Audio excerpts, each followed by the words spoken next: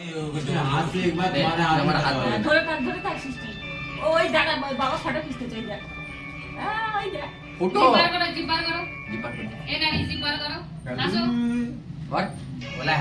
जबरदस्ती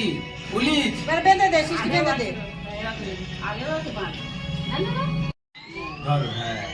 আমার হাত ধরো নুনু तो हिसाब से ऐसे करना पड़ेगा